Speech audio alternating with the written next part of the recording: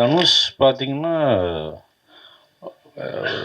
சும்மா யாருமே அப்படி வந்துட முடியாது. ஒரு பயங்கர ஹார்ட் ஒர்க்கு.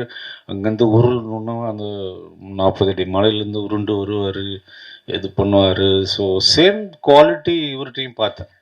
ஃபர்ஸ்ட் நாளே வந்து அவரை நீங்கள் அடிச்சிட்டிங்களாமே சார்? ஆமாங்க, வேணுட்டு தான் அடித்தேன். இப்போ உள்ள காதல் இருக்கா இல்லையா அதை மட்டும் சொல்லுங்க சார். இனிமேல் உள்ள காதல் எப்படி இருக்கும்? அதுக்கு நான் ஃபஸ்ட்டு லவ் பண்ணணும். லவ்வோட பேர் தான் மாறிட்டே போருமே தவிர லவ் இஸ் எவர் லாஸ்டிங்.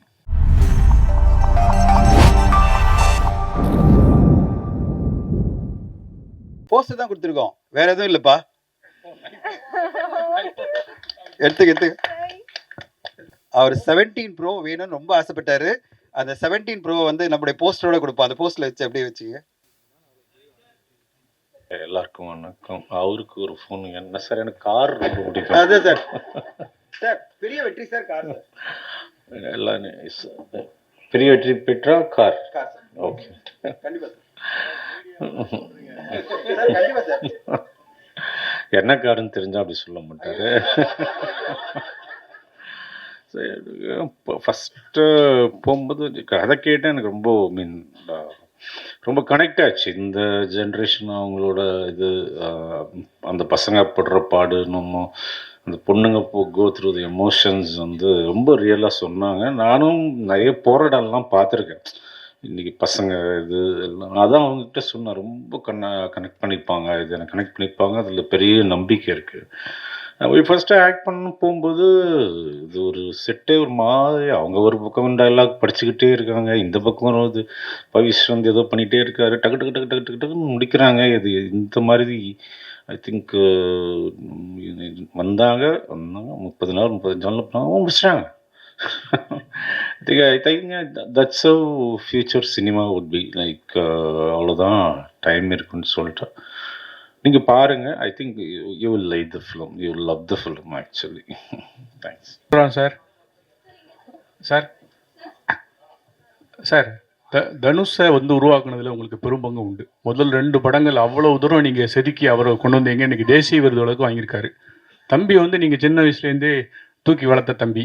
அவருக்கும் இவருக்கும் என்ன ஒற்றுமை இருக்குது? இவர் தனுஷ் மாதிரி வருவாரா? எப்படி நடிக்கிறாரு? எனக்கு கூட நடிச்சிருக்கீங்க, அந்த அனுபவத்தை சொல்லுங்களேன். இவர் பவிஷ், அவர் தனுஷ், அவ்வளோதான்.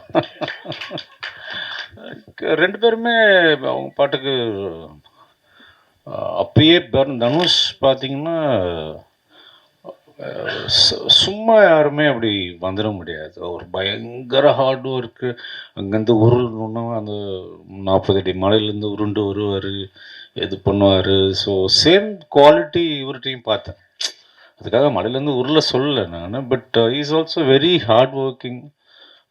படிச்சுட்டு இது பண்ணி என்னன்னு 5 பேஜ் டைலாக பேசுகிறாரு டக்குன்னு.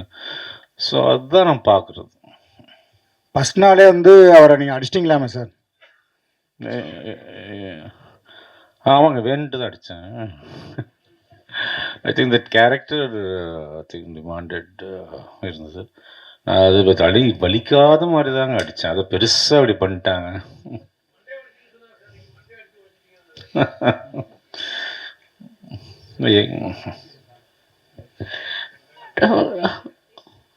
Hello sir. இங்கே 20 இயர்ஸ் பிஃபோரே வந்து அப்சசிவான லவ் பற்றிலாம் நீங்கள் வந்து ஸ்டோரி பண்ணியிருக்கீங்க. இப்போ இந்த ஜென்சியோட லவ் உங்களுக்கு புரியுதா?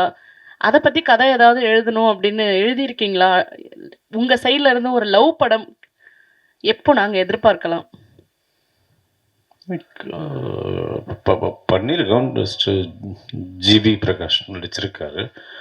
80% முடிஞ்சிடுச்சு. Immediately you will see my take on Gen Z film. எனக்கு ஜென்சி ஹிந்தியெலாம் நம்பிக்கை இல்லைங்க. ஸோ இந்த காலத்துக்கு என்ன, அவ்வளோதான். எனக்கு I should love the process, அவ்வளோதான்.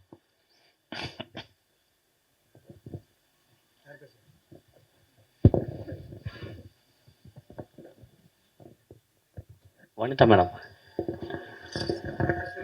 செல்வா சார் மட்டும் தான் Q&A இல்ல. செல்வா சார் கிளம்புறாரு, அதனால தான். அப்புறம்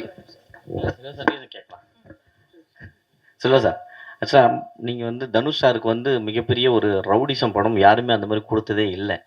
அந்த படம் ஏன் அப்படியே அடுத்த கட்டத்துக்கு நகராமல் இருக்குது? ஒருவேளை பவிஸுக்கு அது வருமா? அதே போல் காதலுக்காகவும் அவர் தான் பயங்கரமாக நீங்கள் முக்கோண காதலும் நல்லா காமிச்சிருப்பீங்க. ஸோ பவிஸுக்கு பண்ணால் ரவுடிசமா இல்லை காதலில் இறங்குவீங்களா?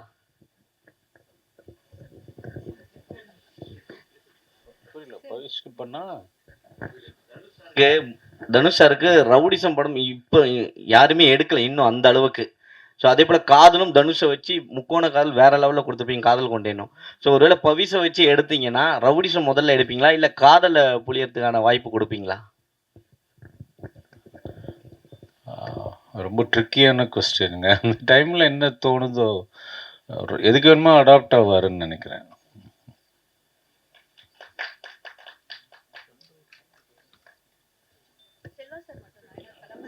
செல்வா சார், வாழ்த்துக்கள் சார். அப்புறம் நீங்கள் எடுத்த படங்களில் வந்து உயிருக்கு உயிரான லவ் அப்படின்ற அளவுக்கு தான் அவங்க காதல்கள்லாம் இருந்தது. அப்போ எடுத்த காதல், நீங்கள் எடுத்த படங்களும். பட்டு இந்த படம் ஆகட்டும், இதுக்கு முன்னே 2-3 படங்கள் வந்திருக்கு. எல்லாமே காதல் வந்து பண்ணுறாங்க. ஆனால் அதுக்கப்புறம் வந்து ஒருத்தர் பழி வாங்குற மாதிரி தான் காதல் போகுது. இப்போ உள்ள காதல் அப்படி மாறி போச்சா? காதல் இருக்கா இல்லையா? இந்த படத்துலையும் முதல்ல இவர் வந்து ரைடு கொடுக்குறாரு வண்டியில் உட்கார வச்சு, பின்னால் பழி வாங்குற மாதிரி நீ அதெல்லாம் பண்ணு அப்படின்னு சொல்கிற மாதிரி தான் ட்ரெய்லரில் தெரியுது. இப்போ உள்ள காதல் இருக்கா இல்லையா அதை மட்டும் சொல்லுங்கள் சார். இனிமேல் உள்ள காதல் எப்படி இருக்கும்? அதுக்கு நான் ஃபஸ்ட்டு லவ் பண்ணணும். ஸோ ஏதாவது தேடி ஒருத்தரை பிடிச்சி நான் லவ் பண்ணி பார்த்துட்டு தான் சொல்ல முடியும். ஐ திங்க் லவ்ன்றது இட்ஸ் ஐ திங்க் பர்மனண்ட். நம்ம எதையுமே இல்லாமல் பண்ண முடியும். இப்போ வந்து ஒரு ஒரு வேரியேஷனாக இது ஒன்று இருக்குது. இப்போ அதுவும் மாறும். அடுத்த ஜென்ரேஷன் வேறு மாதிரி வரும். லவ்வோட பேர் தான் மாறிட்டே போருமே தவிர லவ் இஸ் எவர் லாஸ்டிங். சொல்ல சார், காதல் கொண்டேன் பார்ட் 2 வருது அப்படின்னாங்க. பார்ட் 3 வந்து பவிஷ் வச்சு ஏதாவது எடுக்க ஐடியா இருக்கா? அதுக்கு செட் ஆகும். பார்ட் 2வே நான் சொல்லி லவ் படத்தில் நடித்ததுக்கு நான் ரொம்ப ரொம்ப சந்தோஷப்படுறேன் சார். சொன்ன மாதிரி லாஸ்ட் மினிட்ல கமெண்ட் பண்ணாங்க. ஃபோனில் சொல்கிறப்போ அந்த கதை அவ்வளோ ஸ்ட்ராங்காக இருந்தது. அதாவது சொசைட்டிக்கு ரொம்ப தேவையான ஒரு படமாக இருந்தது. ஒரு ஸ்ட்ராங்கான உமனுக்கான நிறைய எக்ஸ்பெக்டேஷன்ஸ்க்கான விஷயங்களும் இந்த படத்தில் இருக்குது.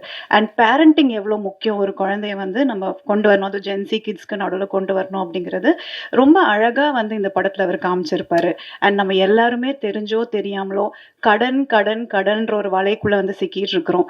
ஸோ அந்த வலையில் சிக்கிடாதீங்க, சிக்கினீங்கன்னா வெளியே வருது சின்னாபின்னமாயிருவீங்க அப்படிங்கிறதும் ஒரு கதை தான் இது.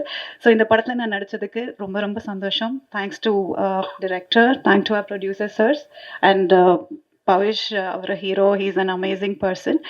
ரொம்ப அமைதியான ரொம்ப நல்ல பையன். அண்ட் அவரோட டைலாக்ஸ்லேருந்து ஒர்க்லேருந்து அவ்வளோ கான்சன்ட்ரேஷன் இருந்தது. அண்ட் நாகதுர்கா சொல்கிற வரைக்கும் ஐ மீன் ரேப்பு வந்து எனக்கு 2 பேர் கூடமே ரொம்ப நல்லா இருந்தது. அதாவது என்னோட நிஜமாக சொல்ல போனோன்னா, if they're my brother or sisters or son or whatever, அந்த இதுக்குள்ள அந்த அளவுக்கு வந்து we had a very good rapport. எனக்கு செல்வராகவன் சார் கூட நடிக்கிறதுக்கு இல்லை வாய்ப்பு கிடைக்கல. So definitely I should be working with him in future. But definitely அவரோட படங்கள் பார்த்து தான் என்னோட ஏர்லி டீன்ஸ் இருந்திருக்கு. And very happy meeting Kasthuri Raja sir here. And Vanitha ma'am கூட ஒர்க் பண்ணதும் ரொம்ப சந்தோஷம். கேஎஸ் ரவிக்குமார் சாருக்கும் என்னோட நன்றி. மொத்தமாக கண்டிப்பாக இந்த படம் வந்து எனக்கு தெரிஞ்சு உங்கள் எல்லாருக்குமே ரொம்ப ரொம்ப பிடிச்ச படமாக இருக்கும். அண்ட் சொல்கிற மெசேஜும் ஜாலியாக இருந்தாலும் ஸ்ட்ராங்காக இருக்கும். Thank you so much.